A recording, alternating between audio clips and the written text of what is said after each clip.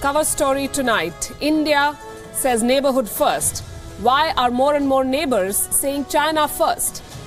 It is both simple and complex. Simple because China is Mr. Moneybags in this equation. It can wean smaller players away from India.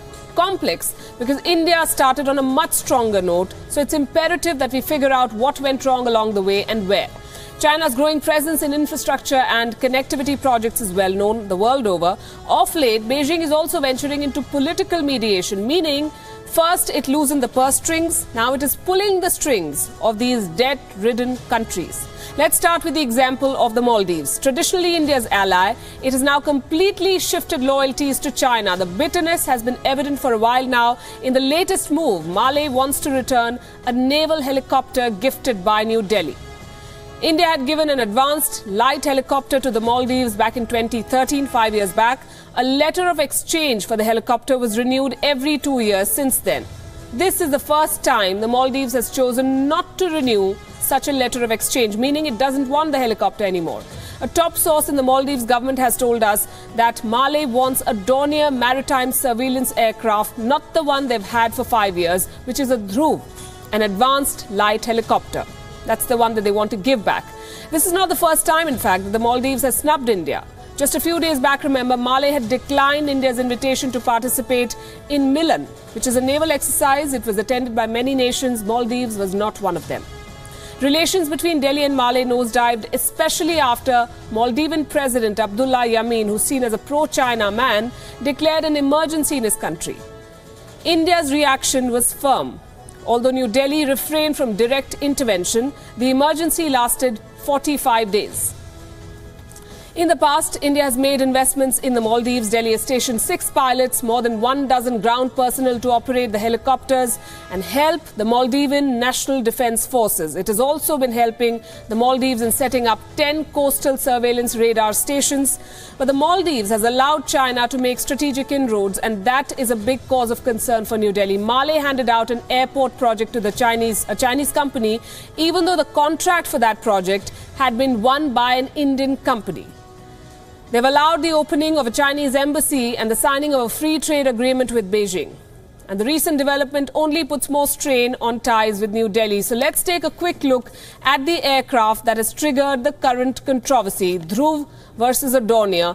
Let's look at the characteristics of both of these helicopters. The Dhruv light helicopter, advanced light helicopter, is made by Hindustan Aeronautics Limited. The Dornier is also made by the same company. Let's look at what sort of engines power these two. The Dhruv is powered by 2 Shakti engines. The Dornier has a Garrett engine which is produced under license by HAL. Look at the speed and you can see the difference, and you can understand why the Maldives wants the Dornier. The top speed for a Dhruv is 292 kilometers per hour. For a Dornier, it goes up to 428. A Dhruv has a maximum range of 630 kilometers. It goes up almost double for a Dornier, 1100 kilometers. And a Dhruv can carry up to 12 passengers. That number is much higher for a Dornier. It can carry up to 19 passengers. We'll bring up those numbers in just a bit. 228 Dhruvs were produced. 216 of them are with the Indian Armed Forces. And that number, of course, is different. For the Dornier, it is used by the Indian Navy and the Coast Guard. So this is the difference. Will India then agree to what the Maldives has said? Has Maldives made a formal request to India to be given a Dornier? Is a question that we cannot answer at this point, but this is being seen as an affront to India. Of course, India has also stuck to a tough line. The Prime Minister of India has made calculated moves. His first foreign visit after taking over power was to Bhutan, a neighboring country. He became the first Indian Prime Minister to visit Nepal in 17 years, but Maldives remains an exception. It is the only country in the neighborhood that the Prime Minister of India has not visited since taking office 4 years back, and that's saying a lot. So who is filling the space that has been vacated by India? It isn't just China or even Saudi Arabia, which also has big investments in this country. Pakistan is also trying to make the most of this rift, the so-called rift between India and the Maldives. Only last week, Pakistan's Army Chief General Bajwa visited Malé. Our next report has more. If relations between India and the Maldives were not bad enough, A controversy has erupted over a naval helicopter gifted by India to the Maldives some years ago. In fact, there were 2 helicopters, one of which Malé wants to return, apparently because the agreement has expired.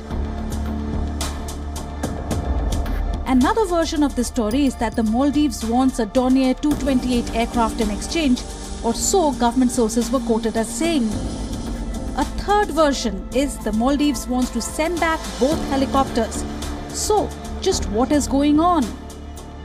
Let's look at where the helicopters operate from. One is on Adu Atoll.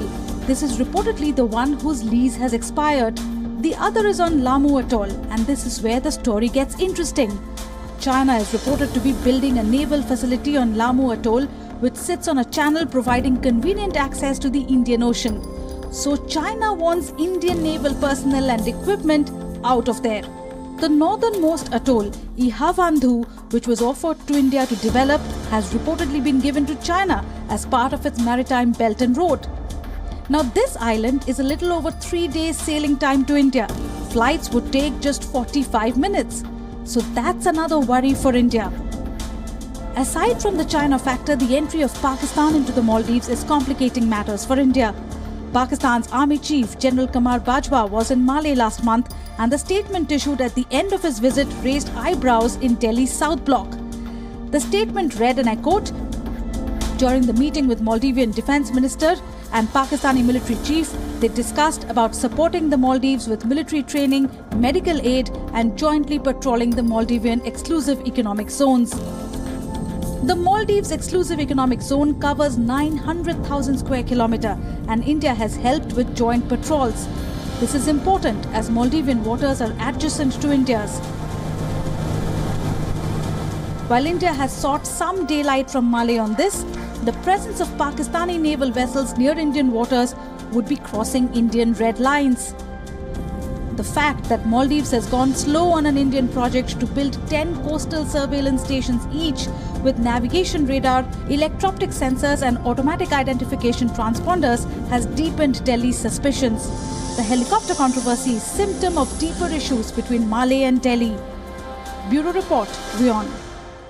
Meanwhile, India sees the ASEAN, or the Association of Southeast Asian Nations, as its extended neighbourhood. A region which shares civilizational links with India in terms of culture, heritage and religion. And the Prime Minister of India, Mr. Narendra Modi, has invested a lot of diplomatic capital in improving relations with Southeast Asian countries. He's injected a sense of urgency into India's engagements with the ASEAN by renaming New Delhi's Look East policy as Act East policy. Prime Minister Modi himself has travelled to some countries in the region, most of them, and in January this year, India hosted all 10 ASEAN leaders to celebrate 25 years of their relations. The 10 ASEAN countries have emerged as the linchpin for India's strategic interests in the Indo-Pacific. It's a phrase that has gained currency in recent months. India is undertaking infrastructure development projects in the ASEAN, such as the Kaladan project and development of the Sitwe port in Myanmar or the trilateral India-Myanmar-Thailand highway. But in spite of this newfound bonhomie, in spite of these efforts, there are no takers, interestingly, for India's credit. This is what Delhi proposed: a $1 billion credit line for digital connectivity with Southeast Asia. The response has been tepid. Only Laos so far has responded positively to the proposal. The Prime Minister of India first mooted the credit line back in 2015 at the ASEAN summit in Malaysia. The Export-Import Bank of India was to release these funds, but even the subsequent offer of a $40 million grant to kickstart projects in Cambodia and Vietnam, Laos and Myanmar failed to generate the interest for it. This lukewarm response from ASEAN is the latest example of delivery deficit hurting India's foreign policy. India needs to get its act together if it is to beat China at its own game in the Indo-Pacific. The next country we're going to talk about is perhaps the biggest example of how China has curtailed India's role and influence in its own neighbourhood, Sri Lanka, hurtling from one crisis to another. Here's the latest. The Ranil Wickremesinghe government in Sri Lanka faces its toughest test yet. It's fighting for survival. If the poor performance in the local elections 2 months ago was not enough, the government now faces a no-trust motion. The ruling coalition comprises two major parties, the United National Party, led by the Prime Minister himself, Mr. Wickremesinghe, and the Sri Lankan Freedom Party, led by President Maithripala Sirisena. The simmering tension between these two coalition partners has been festering for long, not least because of a central bank scam which allegedly involves the Prime Minister himself. But it really came out in the open when a party backed by former President Mahinda Rajapaksa won a landslide victory. After the drubbing in these polls, many legislators from Sirisena's party blamed Ranil Wickremesinghe for the defeat.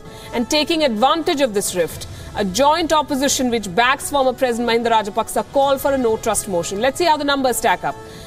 With 107 seats in the 225-member parliament, the ruling coalition is the single largest group.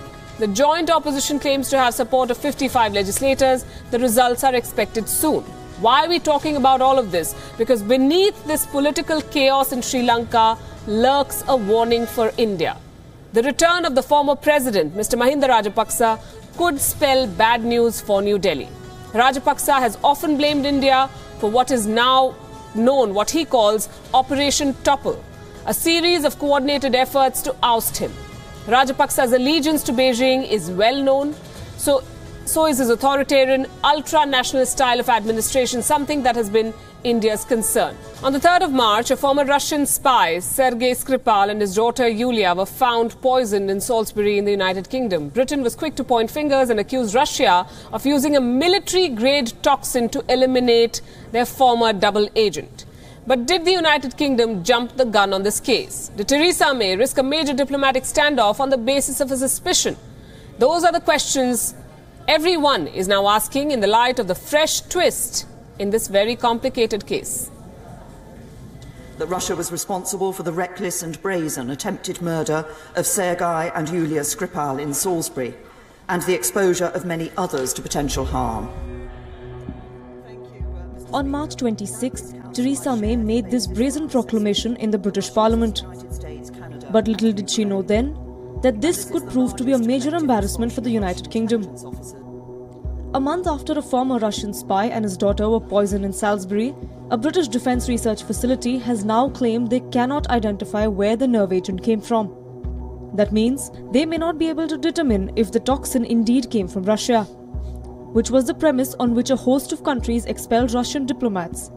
What experts can confirm is that it comes from the Novichok family of military-grade nerve agents and is extremely toxic. We know through the scientific analysis that we've done with world-class experts in this area that we are 100% certain that this is from the Novichok family of nerve agents, a military-grade nerve agent. We provided that information to the police and to the government, and that's really been our role in this. It's not for us to advise on who made the nerve agent or where indeed it came from. The latest revelation has undoubtedly armed Kremlin, who is now accusing the United Kingdom of staging the poisoning of the Russian spy. Russia has minced no words against the UK, accusing them of being in cahoots with the United States. Even in this greatest provocation of the Skripal case, which was rigged very thoroughly by the US and UK secret services, some European countries try not to follow them and try to see reason. UK's allegations had ensured global isolation for Russia. And now, with this window of opportunity, Moscow is making sure that Britain pays, even demanding an apology for what they call a grotesque provocation. As the diplomatic standoff between the two countries snowballs, the International Chemical Weapons Watchdog is meeting to discuss the allegations. And in the light of the recent developments, it could only help Russia's case against UK. A string of grave allegations followed by expulsions of diplomats, and over 20 countries made their allegiance clear when they sent Russian envoys from their country packing.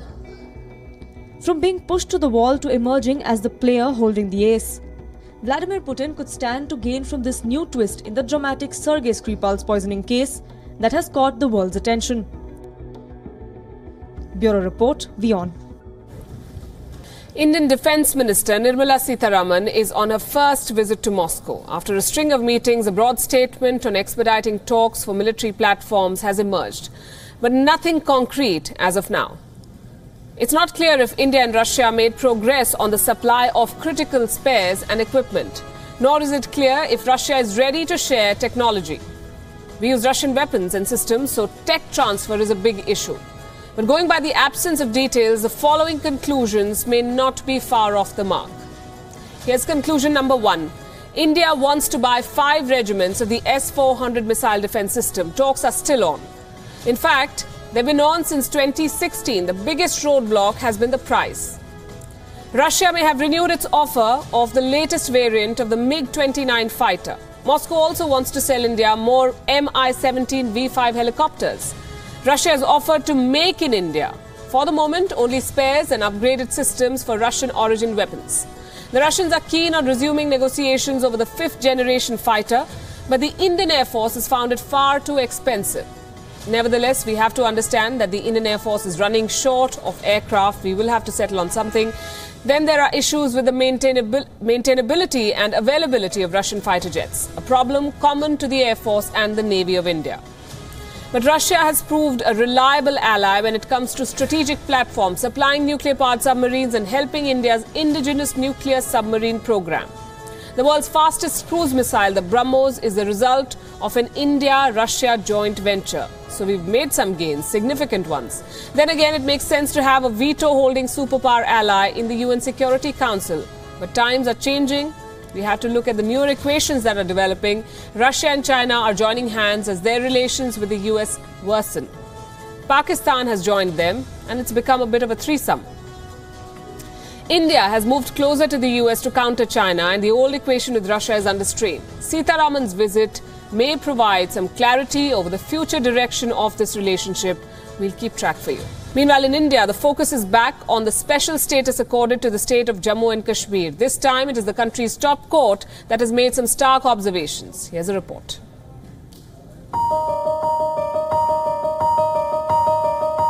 The North Indian state of Jammu and Kashmir is known for its apple orchards, picturesque valleys and snow-capped mountains, often referred to as paradise on earth.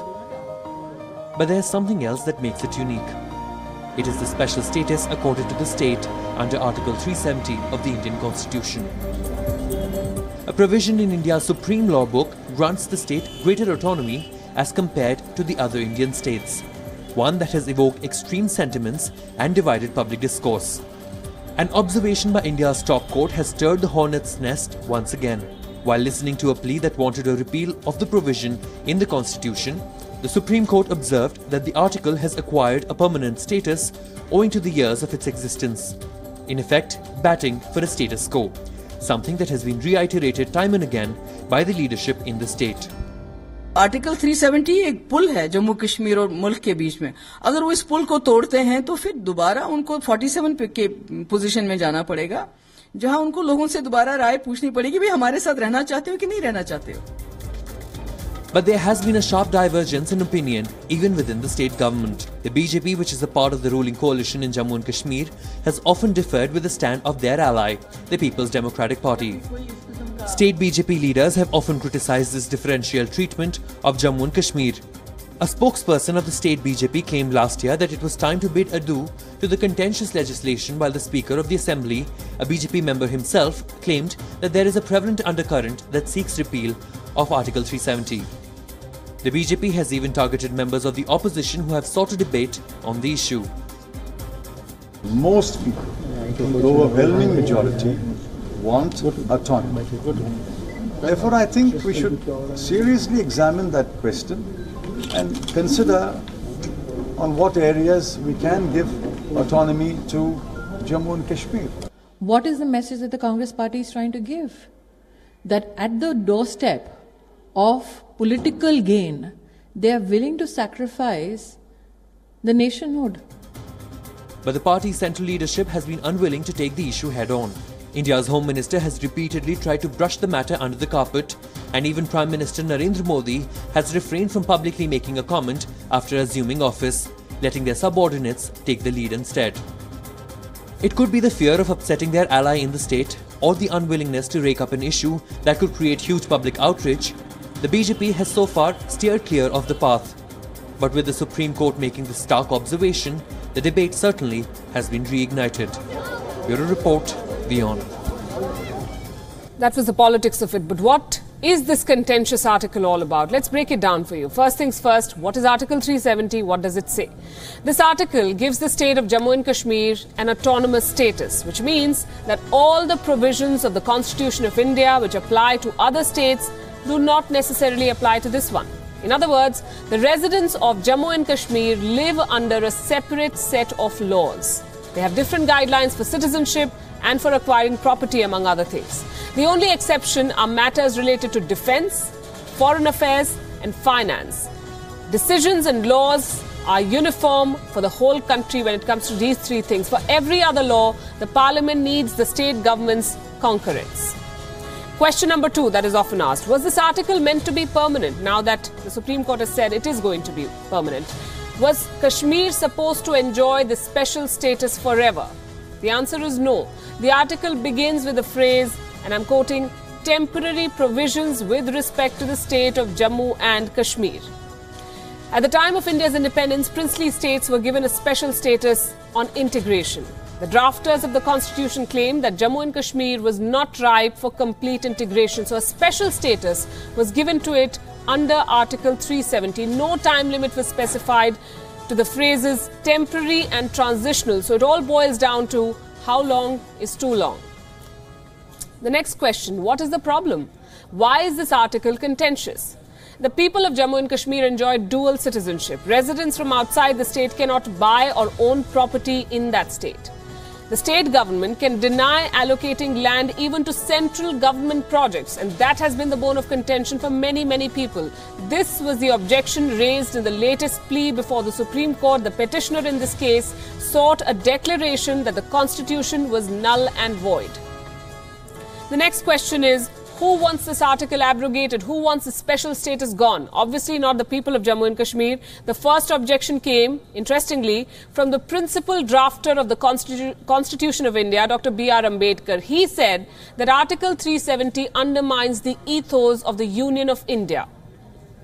Over the years, many others have said the same, asking why one state is given special treatment in India. Then the question, are there global parallels? Do other countries accord such special status to certain regions or states? The answer is yes. Take Hong Kong, for example. After its handover to China from Britain in 1997, Hong Kong became a part of a special administered region which gave it the rights to have its own money, passport and legal system. Hong Kong's erstwhile rulers faced a similar situation themselves. Ireland became part of the UK in 1801. But close to 2 centuries later, a tussle continued. According to the 1998 agreement between the UK and Northern Ireland, London declared that its status would be determined by its own people. Italy had also granted autonomous status to South Tyrol in 1970, following decades of unrest over the acquisition by Rome. And lastly, Catalonia. It has been in the headlines over the past few months. It wants complete autonomy. At least a section of it does, saying Spain is trying to impose its hegemony over the region. So that's the story of Article 370 and similar cases the world. Now to another story that has made headlines, an attack on YouTube's San Bruno headquarters. The shootout left 1 man and 2 women injured. The man's condition is being described as critical. The attacker later shot herself dead. Police have identified the shooter as Naseem Aghdam. They're investigating the motive behind this attack, and they say there is no evidence at this time that suggests that the attacker, Aghdam, knew any of the victims. In the hours since the attack, police have released few details about the suspect, but local media reports have variously described Aghdam as a prolific netizen with a website and multiple YouTube channels. The subjects of her videos ranged from hand art to exercise to animal cruelty. The channels have now been deleted. Despite Aghdam using YouTube prolifically, she wasn't happy with this platform. In a video posted in January last year, she accused the tech firm of discrimination. Listen in.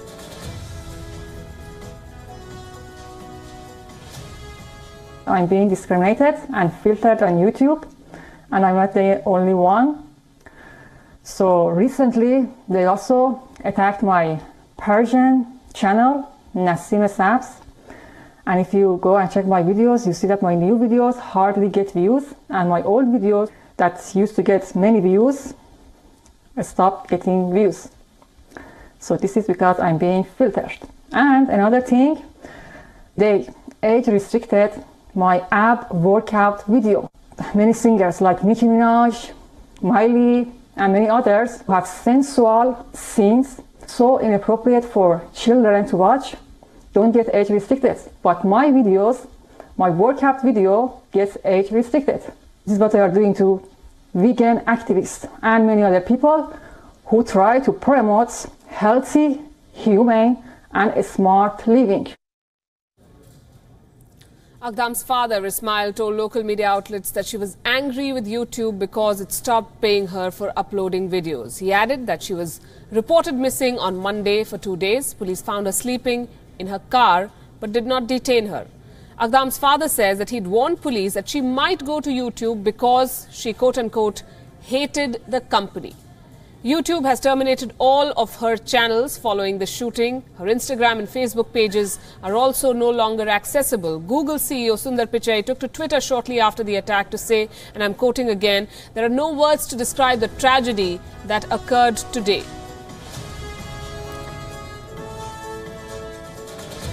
We are focused on supporting our employees and the YouTube community through this difficult time together. Thank you to the police and first responders for their efforts, and to all for messages of support. American space agency NASA is on the quest for a quieter supersonic aircraft. Lockheed Martin has struck a deal with them to build a low-boom supersonic X-plane. That's what they call it. It is expected to pave the way for supersonic air travel. So take a look at what could well be your next flight.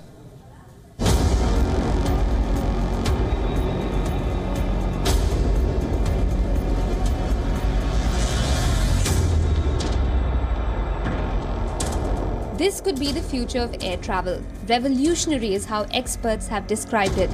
Lockheed Martin is set to build a radical low-boom supersonic X-plane. And its co-developer is none other than the American Space Agency. NASA and Lockheed have inked a $247.5 million contract aimed at developing a plane faster than the speed of sound without blasting American neighborhoods below with sonic booms. The announcement comes after US President Donald Trump signed the federal budget, approving funds for the project. The aim is to create a new market for American companies to build faster commercial airlines, create jobs, and cut cross-country flight times by half. The challenge is to develop an aircraft faster than the speed of sound without producing an ear-splitting sonic boom. Named Quest, that stands for Quiet Supersonic Transport, the plane is 94 feet long and is expected to debut in the skies in 2021. The plane will cruise at 55,000 feet at a speed of about 940 miles per hour, creating a sound about as loud as a car door closing. The aircraft is shaped to separate the shocks and expansions associated with supersonic flight to reduce the volume of the shaped signature. It was developed by Lockheed's Skunk Works over 20 years. Supersonic passenger flights were a thing for several decades. British Airways and Air France made regular flights across the Atlantic to the US until they retired the Concorde aircraft in 2003. Those transatlantic flights took just 3.5 hours. In order for the plans to take off, the company needs to show it is possible to fly a quiet supersonic aircraft. And then the rules of the Federal Aviation Administration will have to be changed in order to lift the current ban on civil supersonic flights. As early as mid-2022, NASA plans to fly the X-plane over certain US cities to collect data and gather community responses. If it all works out, the world could be looking at flying into a new era of supersonic aircraft carrying passengers and cargo. Bureau Report, WION. Well, we all love our food. Many of us even get touchy about it. Chicken rendang is a quintessential Malaysian dish which is cooked with coconut milk and spices, and one would expect that it would be an ideal thing to bond over. But in a most bizarre of controversies, Britain and Malaysia almost had a diplomatic row over the crispiness of chicken rendang. Here's more. Passing comments over how tasty and well-cooked a dish is could be an international pastime. So much so that the reality show MasterChef, which started in the United Kingdom in 1990, has become a rage all over the world. Contestants dish out delicacies and then celebrity chefs berate and give a dressing down on how poorly a dish is cooked. It's a simple format that makes for interesting television. But this is where it gets complicated. Zaleha Kadar Olpin, a Malaysian-born contestant in the United Kingdom's version of MasterChef, was eliminated last week because the judges Greg Wallace and John Turod described the chicken rendang, which she cooked, as not crispy enough and therefore not fit to be eaten. The only trouble is, rendang originates from West Sumatra in Indonesia. Traditionally, it is chicken or beef cooked for an extended period on a low flame in coconut milk and spices. It is so popular that many consider it a classic dish in Malaysia when served along with nasi lemak, a dish cooked with fragrant rice. The celebrity chefs Greg Wallace and John Turod were clearly caught white-splaining. Malaysians fumed that Greg Wallace and John Turod, who had eliminated Zaleha Kadar Olpin because the skin of the chicken rendang cooked by her was not crispy enough, had no idea about Malay cuisine. I think the MasterChef judge was entitled to his opinion, but I think he is wrong in terms of culture and Malaysian food, because we take pride in our food and it's what unites us all.